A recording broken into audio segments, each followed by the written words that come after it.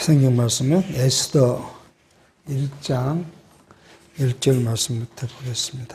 이 일은 아하스웨로 왕 때에 된 것이니 아하스웨로는 인도로 구스까지 127도를 치리하는 왕이라. 당시에 아하스로 왕이 수산궁에서 즉위하였고 위에 있는 지 3년에 그 모든 방백과 신복을 위하여 잔치를 베푸니 바사와 메대와 장수와 각 도의 귀족과 방백들이 다 왕 앞에 있는지라. 왕이 여러 날 곧 180일 동안에 그 영화로운 나라의 부함과 위엄과 혁혁함을 나타내니라. 이날이 다함에 왕이 또 도성 수산 대소 인민을 위하여 왕궁 후원 뜰에서 7일 동안 잔치를 베풀세 백색, 녹색, 청색 휴장을 자색하는 배줄로 대리석 기둥 은고리에 메고 금과 은으로 만든 걸상을 화반석, 백석, 운모석, 흑석을 깐 땅에 진설하고 금잔으로 마시게 하니 잔의 식양이 각기 다르고 왕의 풍부한 대로 어주가 한이 없으며 마시는 것도 규모가 있어 사람으로 억지로 하지 않게 하시니 이는 왕이 모든 국내 관리에게 명하여 각 사람으로 마음대로 하게 함이더라. 우리는 지금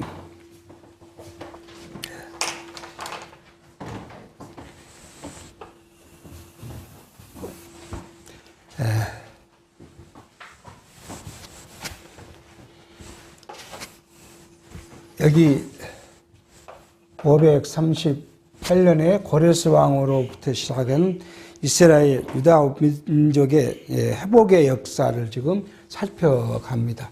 그래서 우리는 에스라, 느헤미야, 에스더 이렇게 지금 이 세 권을 다윗 왕국의 회복이라고 좀 주제를 놓고 말씀을 살폈고요.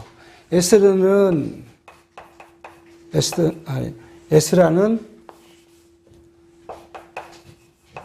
뭐였죠? 성전 제사의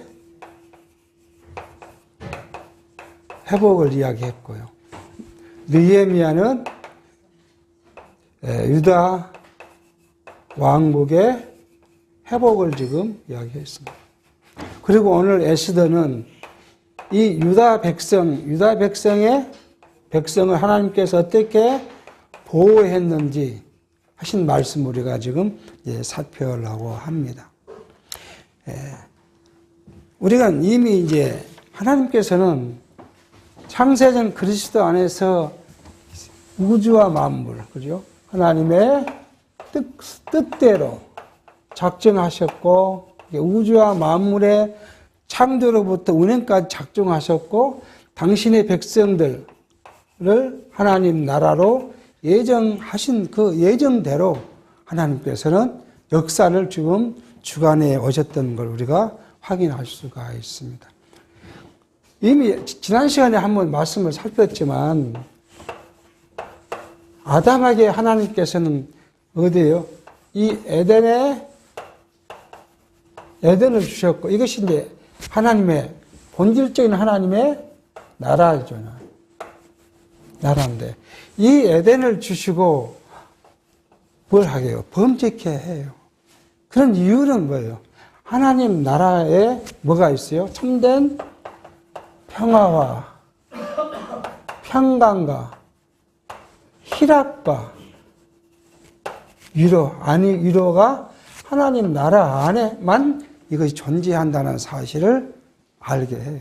그래서 어디로 하여금 하나님 나라를 소망하고 그 나라를 바라고 살도록. 그래서 사단에게 이 땅의 권세를 맡겼는데 이 땅에는 뭐가 없어요.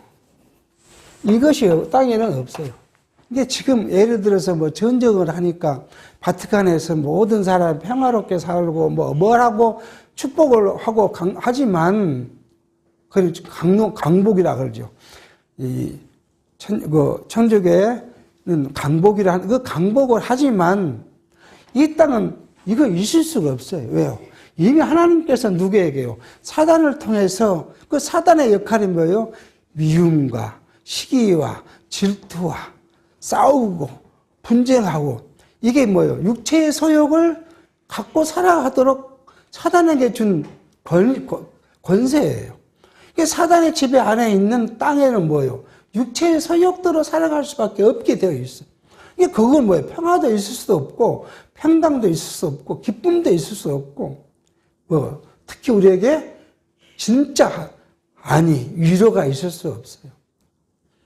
자, 이걸 통해서 우리는 뭘요? 우리가 이 땅에 그런 강팍한 육체의 소욕에 살아가지만 어디에는요? 하나님 나라는 오늘 현대 우리에게는 어디예요? 하나님 나라의 모형인 교회는 이런 유형의 교회뿐만 아니라 어디예요? 우리 마음 심령에 하나 중생하고 거듭난 우리 심령은 하나님의 지배를 받는 성령의 지배를 받는 우리 심령은 참된 평화가 있고 평강이 있고 희락이 있고 그 위로가 있다는 사실을 알게 하고 그래서 그것을 동경하며 살아가게. 이것이 믿는 사람과 하나님의 백성과 아닌 사람과의 차이라는 거예요. 그러니까 우리는 늘 어떤 상황에서 육체에 함몰되면 늘 불안하다가도 뭐예요? 내가 그것이 불안한 내 육체가 외제하고 깨우쳐서 하나님께 마음을 돌리면 그때부터 우리는 평강이 있기 시작하는 거예요. 우리 육체가 고단하고 육체의 생명이 위협을 받는 것 같아갖고 슬프고 괴로웠는데 뭐가요? 내 생명의 주 되신 하나님께서 나를 만드신 내 육체를 만드신 하나님께서 자기 뜻대로 하실 거야. 나를 죽이든 살리시든 라고 내가 믿어지고 마음이 얻어요. 그쪽으로 옮겨지는 순간에 우리는 뭐죠? 우리 마음 평화가 온 거예요. 그래. 내가 고민할 이유도 없고, 내가 걱정할 이유도 없고, 내가 걱정해서 사는 것도 아니고, 내가 고민하고 뭘 한다고 해서 나아진 것도 아니고, 이것을 깨달아지면 그때부터는 마음이 평강이 오고, 마음이 평강이 오면 우리의 육체가 뭐예요? 다시 새로운 힘을 얻게 돼요. 이것을 계속 역사 가운데 이걸 이야기를 하고 계십니다. 그래서 뭐 합니까, 이제? 아브라함에게 약속했는데, 아브라함 어디로 내려보냅니까? 애굽으로 내려보내요. 애굽. 그래서 이 애굽으로부터 다시 가나안에 올 때까지 그 역사 가운데서도 400년을 애굽의 종노릇 하게 하고, 그들이 애굽의 종노릇 하면서 얼마나 고달팠겠습니까? 그 고달픈 삶 속에서 그들이 생각하는 거 뭐예요? 우리 열지와에 연합하신 하나님께서 우리를 가나안으로 인도해 가실 것이다. 언젠가는 모르겠지만 인도해 갈 것이다. 그 가나안 땅은 뭐예요? 하나님께서 우리에게 약속하신 땅이고 그 땅이 우리에게는 뭐예요? 희망이고. 그래서 이 사람들이 계속 애굽의 430년 종살이를 한 후에 그 다음에 뭐 합니까? 광야 생활을 하게 해요. 40년의 광야 생활. 그래서 이 땅을 바라보게 해요.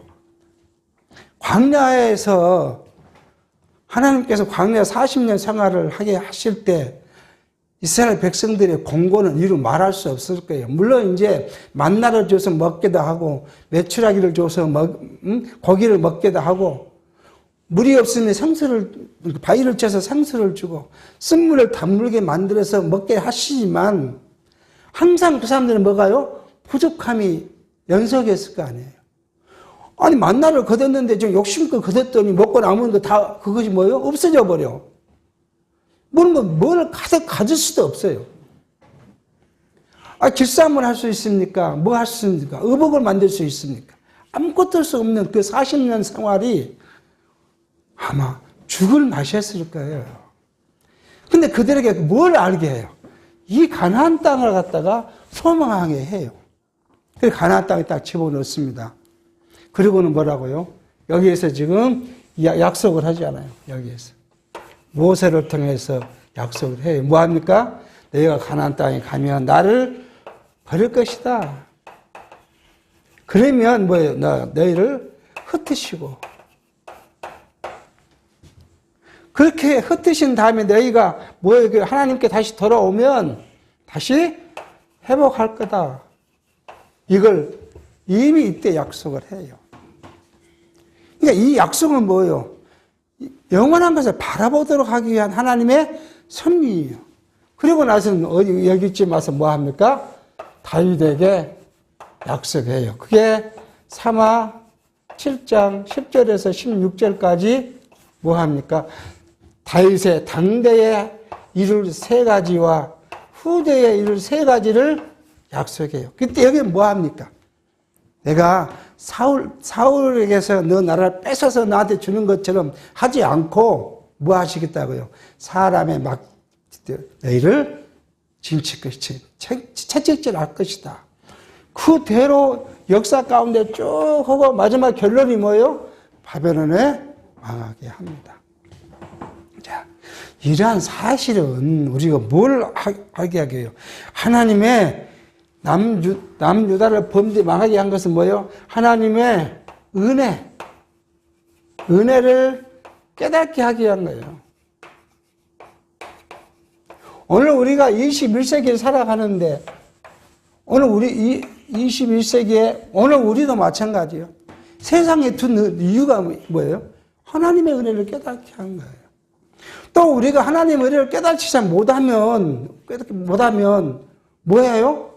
사람이 채찍질로 징계를 해요. 근데 구약시대처럼 우리 생명의 유업을 하나님은 주지 않으셔요. 뭘로요? 우리 심령에 하나님의 채찍을 가하기 시작. 그러니까 우리가 하나님을 떠나면 뭐예요? 늘 불안하고 힘들고 괴롭고 하는 이유가 뭐예요? 우리 심령을 하나님께서 우리 생명을 거둬가지는 절대 하지 않습니다. 그렇게 우리 마음이 불안했을 때 뭐예요? 다시 하나님께 돌아오도록 그렇게 하신 걸 우리가 보게 합니다. 이게 범죄를 이 사단으로 통해서 땅에 사단으로 범죄를 뭐해요? 경륜하셔요. 하나님께 사단을 통해서 범죄를 경륜케 하신 목적이 뭐예요? 하나님의 참 은혜를 깨닫기 위해서 이제 하나님께 하신 이야기입니다. 자, 이스라엘 백성들은 뭐예요? 이렇게 해서 바사로 통해서 538년에 귀환을 하게 해요. 귀환을 했으면 다윗 왕국 때처럼 그렇게 확 피어야 되는데 하나님은 그렇게 하시지 않아요. 먼저는 성전을 하는데 성전도 어떻게 해요? 이웃으로부터 방해를 받아서 19년 동안 성전 공사를 중단했다가 다시 건축해 하시고요. 그리고 또요, 돌아와서 이 나라를 회복시키기 위해서 이 성곽을 쌓는데 숱한 핍박이 있었지만 52일 만에 성곽을 쌓고 그 다음에 하나님께 중봉을 드리면서 찬양케 하십니다. 자, 그리고 오늘 뭐예요? 이 백성을 보호합니다. 그런데 성경에 우리가 집필의 순서를 보면은 뭐예요? 여기 에스더가 먼저 성경이 집필됐고, 그 다음에 에스라, 느헤미야 이렇게 성경이 기록 연대로 이렇게 됐어요. 근데 우리 성경은 어떻게 했어요? 에스라, 느헤미야, 에스더 이렇게 하나님의 성경을 편집했어요. 성경을 기록하게 하시는 분도 누구예요? 하나님이시고 성경의 순서를 배열하신 분도 하나님이시고 그게 편집이죠. 성경을 편집하신 분도 하나님이세요. 또 우리 신약에 오면 마찬가지예요. 신약에 마태복음이 제일 앞이지만 마태복음은 제일 먼저 기록된 건 아니에요. 그런데 왜 마태복음이 제일 앞에 와 있을까요? 마태복음이 뭐세요? 구약과 신약의 연결고리를 시작해요. 마태복음 1장 1절 뭐라고요? 아브라함과 다윗의 자손 예수 그리스도.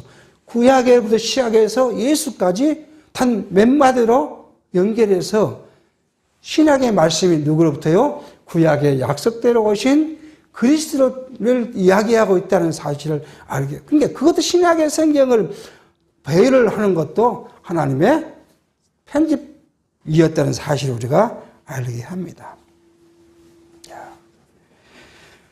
그런데 우리는 여기에 한 가지 우리가 의문점을 놓고 생각해 볼 건 뭐냐 하면 하나님께서는 이 유다 자손을 보호하는 것이 목적이었을까 하는 거예요. 우리 지금 오늘 유다 자손 보호를 지금 살펴갈 것인데 이것이 목적이었을까? 이 유다 자손을 보호하는 것은 보호가 하나님의 목적이 아니라는 사실이에요. 이 유다 자손을 보호하는 것은 무엇이 목적이냐 그러면 하나님의 언약이 성취됐다는 사실을 알게 하기 위해서 유다 자손을 보호하는 거예요. 유다 자손을 범죄케 하고 징계하시고 또 회복하게 해서 그 보호했다는 사실은 결국 어디로부터요? 열조 아브라함과의 언약과 모세를 통하여 주신 신명기서로부터 하신 언약을 하나님이 성취한다는 그것을 위해서 유다 자손을 보호했다는 거예요. 오늘 여러분과 저를 세상에 놓고 우리를 살게 하신 목적이 뭐예요? 하나님이 우리를 영원한 나라의 백성으로 삼았다는 사실을 우리로 하여금 깨달아 알게 하기 위함이에요. 그래서 우리는 하나님의 보호를 받는 거예요. 어디까지요? 영원한 나라까지 하나님의 보호를 받는 거예요. 우리 자체 보호가 문제가 아니라 우리로 하여금 하나님 나라의 백성이 됐다는 사실을 알게 하고 그것으로 우리가 깨닫고 만족해야 하고 하나님을 모시며 하나님과 더불어 살아가는 것. 하나님 한 분으로 우리가 만족하고 우리 삶이 뭐예요? 성령의 교훈으로 우리가 위로를 받고 예수 그리스도의 구속의 은총과 또 재림과 그 소망으로 우리가 만족하고 평강을 누리고 위로를 받고 살아가도록 성경 66권이 우리에게 가르치는 것이 바로 그 목적이 있음을 우리가 알게 하는 겁니다. 자, 그렇게 해서 오늘 우리는 이러한 것이 유다 민족의 보호의 역사라는 것을 우리가 이제 정리를 하면서 말씀을 이제 살펴보도록 하겠습니다. 자, 이때가 언제냐면 아하스로 왕 때라 그렇게 지금 이야기합니다. 아하스로 왕. 아하스로 왕은 언제부터 이 왕 일을 했냐 그러면 485년에서 아하스로 왕은 BC 485년에서 한 20년, 460년까지요. 460년 정도까지 465년까지 약 20년간 재위를 한 왕입니다. 우리가 이 역사적으로 보면 이 아하스로 왕 위에가 뭐냐 그러면 이거 하죠. 다리오. 우리가 이걸 조금 알 필요가 있습니다. 다리오 왕 다음에 아하스로인데 아하스로에인데 이 다리오 왕이 어떤 이냐 그러면 이 고레스 왕의 후손은 아닙니다. 고레스 왕의 아들이 누구냐면 캄비세스가 고레스 동생이고 고레스 동생의 아들이 이제 바르디아 왕이 있고 그리고 이제 다리오인데 이 다리오는 고레스 페르시아를 통치한 아르사메스 왕 다리오 1세의 아들이에요. 그러니까 뭐냐 그러면 혈통이 다른 사람이었는데 이 다리오가 이 고레스 왕가의 그 무너진 상태에서 왕이 돼가지고 이 파샤를 이어나간 왕입니다. 이 왕의 아들 이 아하스로가 살던 곳 그것이니까 몇 년도예요? 3년이니까 이게 482년 2년 때 있었던 일을 지금 이야기를 합니다. 아하스로 때에 이 파샤가 인도는 뭐냐면 지금 우리가 파키스탄 쪽이에요. 인도 본토보다는 파키스탄에 가까운 곳에부터 시작해서 그 숨은 어디예요? 애굽 땅. 애굽의 아랫 동네. 그 땅이 뭐냐면 파샤가 다스리는 왕국이었습니다. 그러니까 굉장히 큰 왕국이죠.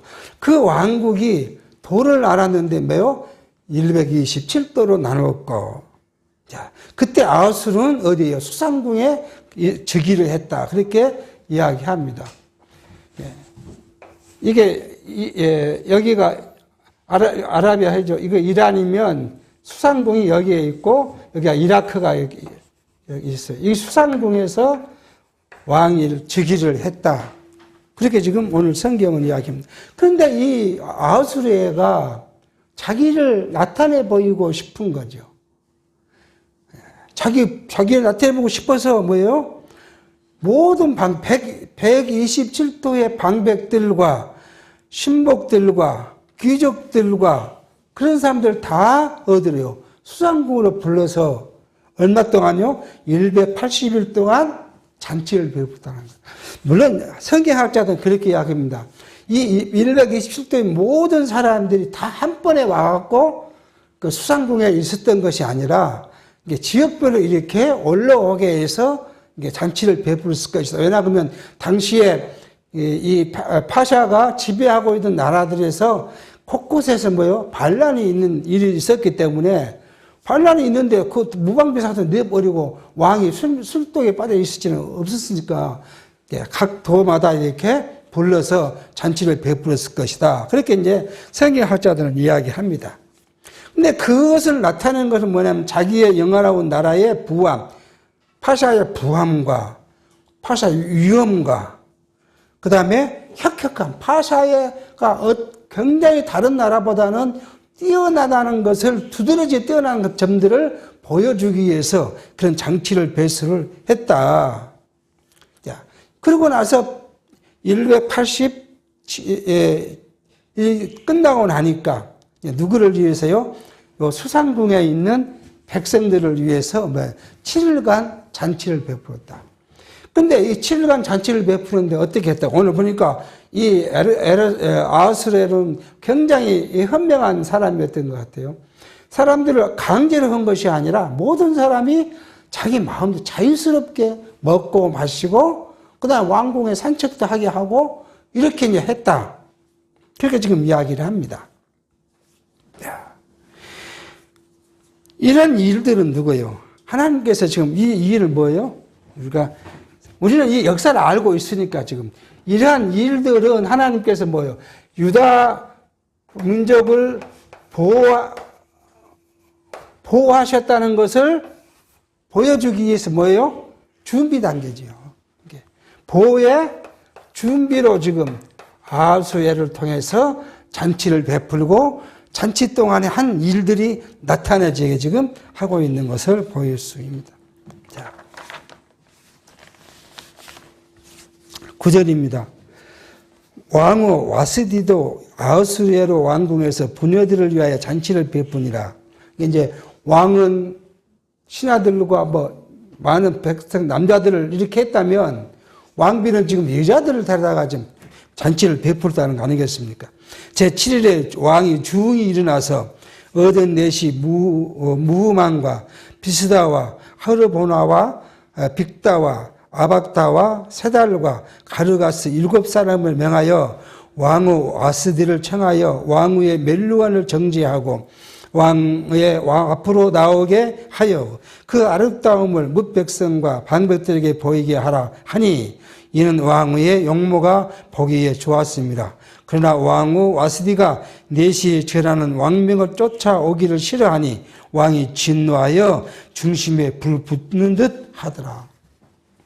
당시의 왕비는 왕이 오라 그러면 올 수밖에 없는 이 신분적 차이가 있는 왕비라 하더라도 우리가 이제 나중에 에스더가 왕에 나간 사건을 보면 왕이 부르지 않는 한 왕비도 왕 앞에 나갈 수가 없는 구조였으니 왕이 왕비로 오라는데 그걸 거스릴 수는 없는 거죠.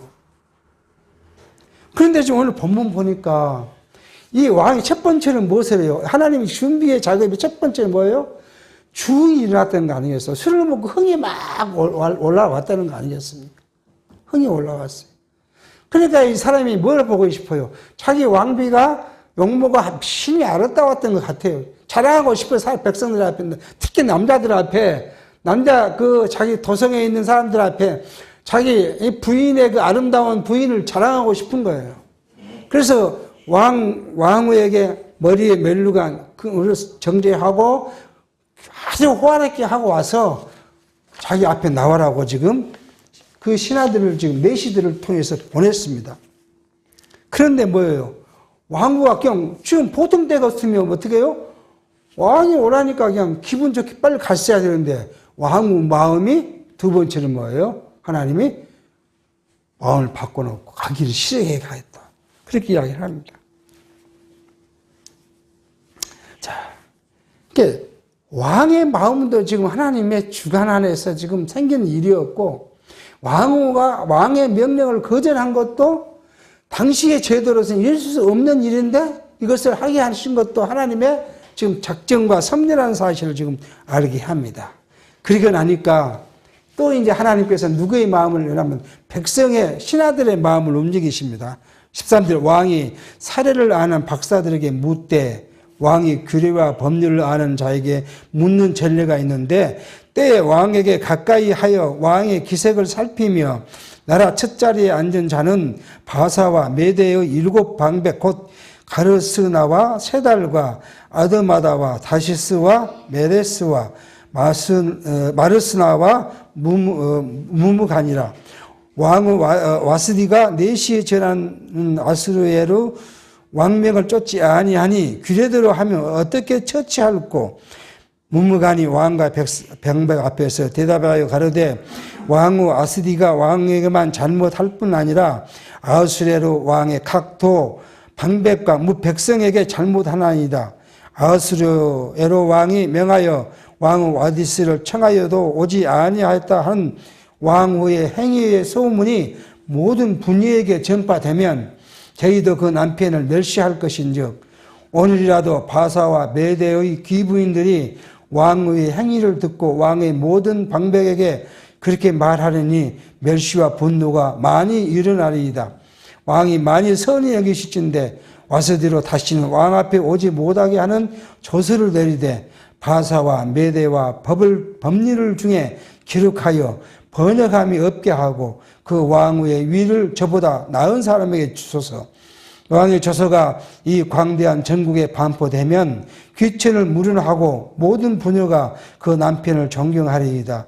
왕과 방백이 그 말을 선히 여긴지라 왕이 무무간의 말대로 행하여 각 도 각 백성의 문자와 방언대로 모든 도에 조서를 내려 이르기를 남편으로 그 집을 주관하게 하고 자기 민족의 방언대로 말하게 하였더라. 왕이 이제 자존심 상하잖아요. 자기가 왕후를 오라 했는데 왕후가 거절하니까 자존심 상하니까 이렇게 어떻게 했으면 좋겠냐니까 신하가 지금 그렇게 이야기합니다. 신하들의 마음을 움직였는데 어떻게 해요? 남자의 자존심을 하나 건드려 놨어요. 보십시오. 왕후가 지금 남편 왕의 말을 듣지 않는데 어느 귀천을 비롯하고 모든 집에 가면 여자들이 남편 말을 안 들을 거 아닙니까? 그건 뭐가 돼요? 나라가 엉망진창이 될 겁니다. 그러니까 뻔때를 보여달라는 거 아니겠어요? 우리 집에 가면 우리 부인이 내 말 잘 듣도록 뻔때를 보여주십시오. 그래서 이제 왕이 조서를 내리기를 모든 집에 누가 주관자예요? 남편이 주관이고 아내는 남편 앞에 순종해라 라고 127도의 말로 번역해서 조서를 내렸다. 이렇게 지금 말씀하고 있습니다. 하나님께서는 이 와스디의 마음, 그 다음에 왕의 마음, 그리고 신하들의 마음을 움직이시고 주관하시는 역사는 뭐예요? 결국 하나님의 언약을 성취하시기 위해서 주관해 가시는 일이에요. 그러니까 오늘 이 말씀은 그냥 옛날 소설을 읽는 것이 아니라 오늘 우리에게는 어떤 교훈을 주어주는 거 하는 거예요. 여러분과 제가 지금 만나는 것, 성 지체로서 오늘 여기 만나는 것, 밖에 나가서 모든 사람들을 만나는 일들, 내가 어떨 때는 하나님께서 나를 범죄자를 위해 몰아내기도 하시고, 어쨌든 내가 깨닫고 하나님께 돌아오기도 하시는 이 모든 일들이 뭐예요? 하나님의 영원한 작정에 의해서 이루어진다는 사실이에요. 이게 오늘 우리가 더 좀 작게 협조해서 우리가 이야기하면, 우리가 결혼해서 아내와 남편으로 만나고 또 자녀를 낳고, 또 하나님께서 우리가 어떤 가정은 평화롭게 지내게 하게 하시고 어떤 가정은 평화롭지 못하게 하기도 하시고 또 헤어지기도 하시고, 이 모두가 뭐예요? 내 잘못이 아니라 뭐예요? 하나님의 영원적 그 작정과 계획이에요. 어떤 사람은 그걸 통해서 하나님을 깨닫게 하고, 어떤 사람은 이걸 통해서 하나님을 깨닫게 하고, 하나님을 깨닫게 하는 방식이 각 사람의 다르다는 사실이에요. 건강기도 하고 질병 가운데 넣기도 하고, 이것도 마찬가지예요. 어떤 사람은 건강한 가운데서도 하나님을 깨달아 찬양케 하고, 어떤 사람은 그것이 잘 안 되니까 뭐예요? 질병 가운데 나와서 깨닫고 하나님을 찬양하게 하고, 경제적으로 어떤 사람은 성공해서 하나님을 찬양케 하게 하고, 어떤 사람은요 경제적으로 자꾸 실패하고 어려운 가운데 둬서 내 뜻대로 된 것이 아니라 뭐예요? 하나님께서 하실 것이라는 사실을 깨닫게 해서 하나님을 알고 찬양케 하고, 이게 모든 사람들에게 나타나는 현상이 다 다르는데 그것이 누구예요? 하나님의 영원한 작정과 계획 따라 섭리하신다는 사실이에요. 그러니까 우리는 누구를 불평할 수도 없어요. 아내를 불평할 수도 없고, 남편을 친구를 불평할 수도 없고, 누구를 불평할 수, 왜요? 이 모두가 나를 나되게 하기 위한 하나님의 섭리라는 거예요. 그러면 우리는 누구를 원망하고 타당한 것보다 우리가 내 현실에서 누구를 깨달아 가는 거예요? 하나님을 깨달아 가는 거예요. 이게 오늘 우리에게 주신 삶의 방식이에요. 이것을 해석하지 못하면 왜 나는, 왜 우리 집은 이렇게 누구를 원망하는 화살을 그쪽으로 보내게 돼요. 하나님이 나를 깨닫게 하신다는 것이 아니라 저 사람 때문에. 그렇게 원망하게 되고, 원망 안에 있으면 우리 마음이에요. 뭐가 잃어버려요? 이것이 잃어버려요, 이걸. 그러니까 편안할 수가 없어요. 그러니까 이걸 깨달은 만큼 뭐예요? 이쪽으로 마음이 돌이켜질 때 우리는 참된 기쁨이 우리에게 보일 수가 있는. 이걸 지금 우리 삶 속에서 깨닫게 하신. 그래서 우리 건강하면 75, 건강하면 80을 살아가는 우리 삶을 주관하는 하나님은 이제 우리가 경험적으로 봤을 때 뭐예요? 뭔가 하나님이 요구하시는 바가 달라. 어떤 사람에게는 1 정도의 믿음을 요구하시고, 어떤 사람은 5 정도 믿음을 요구하시고, 어떤 사람은 10의 요구를 요구하셔요. 그런데 5 정도 요구하는 사람, 성도가 하나님의 그 요구를 이해하지 못하고 깨달지 못하고 늘 1 정도밖에 머물러 있으면 뭐예요? 5를 올리기 위해서 하나님은 계속 뭐예요? 시련과 고난을 주셔서 하나님께 돌아오도록 하십니다. 또 10을 요구하는 사람에는 더 큰 것을 통해서 하나님을 의지하고 신뢰하도록 해요. 자, 우리는 하나님을 신뢰한다. 그런 말을 잘 합니다. 하나님을 신뢰. 근데 이 신뢰라는 것이 쉽게 이루어지지 않더라고요. 아무리 제가 저를 자신을 생각해 봐도 하나님을 신뢰케 하더라고 기도해도 그렇게 쉽게 신뢰가 되지 않아요. 100% 신뢰가 되지 않아요. 거기에 뭐가 따라요? 인간의 방법이 따라요. 이만큼 신뢰하는 것처럼 느끼는데 이것을 위해서 무엇을 해요? 인간의 것이 이만큼 따라와요. 그러니까 전폭적으로 하나님을 의지하지는 못하고 하나님께 나가지도 못하고 내 제자리에서 고민해요. 큰 걸 얻어맞으니까 그때 내가 왜 그걸 고민했지 그런 생각을 그때서 깨닫게 됩니다. 믿음이 있네, 기도하네, 뭘 해도 우리 모습은 하나님을 신뢰하는 것은 아주 일이고 이를 위해서 인간이 무엇을 구라한 걸 갖고 왔고 했는데 그것을 깨닫지 못하다가 구가 무너지니까 그때서 뭐예요? 하나님을 바라보게 돼요. 그게 우리 인간의 연약성이에요. 그 어쩔 수 없는 우리 연약성이에요. 그러니까 그것이 하나님의 은혜라는 거야, 아니에요. 너희가 하나님께서 우리에게 주신 여러 가지 시련과 고난과 고통이 합쳐서 결국 내가 하나님을 전폭적으로 의지하고 신뢰할 수 있는 믿음으로 변화되어 가는 것이 뭐예요? 같기 때문에 그게 고난과 시련이 내게는 육체로서는 힘든 일이지만 신령한 면에서는 은혜라는 겁니다. 모든 성도가 그래요. 나만이 아니라 모든 성도에게 다가온 시련이 다 있어요. 시련. 그 없는 시련은 없어요. 왜요? 우리는 하나님 앞에 사생자가 아니기 때문에, 하나님의 자녀이기 때문에, 하나님의 백성이기 때문에 우리에게 하나님은 시련을 통해서 우리를 훈련시키시고 깨달아가게 하십니다. 만약에 우리가 가끔 예를 듭니다. 만약에 내가 젊어서 돈을 많이 버는 것이 성공한 것이라고 생각하고 막 했을 때 내가 생각한 대로 돈이 다 벌어져 가지고 은행에 차곡차곡 쌓여서 지금 한 50억, 100억이 됐다고 해보십시다. 하나님을 의지할 마음이 이만큼도 안 생길 거예요. 아프다 그러면요, 어디부터요? 저 서울에 있는 가장 큰 병원부터, 돈 많은 사람이 무슨 시골에 있는 작은 병원에 가겠습니까? 큰 병원 가서 그 사람부터 하겠죠. 시간 나면 뭐 해요? 좀 즐기자. 그래서 뭐 해요? 여행도 하고, 젊어서 여행도 하긴 해봤죠. 해봤는데, 갈 때는 기대로 갔지만 돌아올 때는요, 뭔가 허전해요. 허전. 여행도 중독이에요. 중독. 그러니까 한 달만 지나면 어떻게 해야 돼요? 또 가고 싶어요. 돈 많으면 어떻게 해요? 아니, 직장 다 버리고 여행만 다니면 되잖아요. 하나님 어디 가버리가 없었을 거예요. 그것을, 하나님을 잃어버린 일을 막으시려고. 자, 너 마음대로 안 되는 거야. 조금 줬다가, 또 왕창 뺏어 가버렸다가.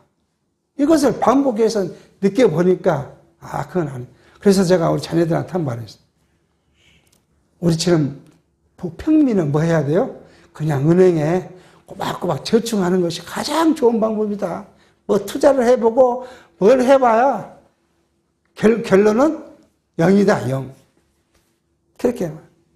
하나님 우리 손을요, 빈손을 만드는 이유가 하나님을 의지하라는 거예요. 이게 이제 수십 년이 지나고 보니까 그거였는데, 그때는 그걸 모르고, 동분서주하고, 뜻대로 안 된다고, 이렇게 했던 것 같아요. 자, 오늘 우리에게 주신 하나님께서는 그거예요. 만물을 주관하시는 하나님은 무엇도 주관하세요? 우리의 인간의 역사도 주관하세요. 우리의 역사를 주관하신 하나님은 역사의 한 개체인 뭐요? 우리 사람의 인생도 주관하셔요. 오늘 우리를 이렇게 하나님의 계획과 작정대로 주관 섭리하신다는 거예요.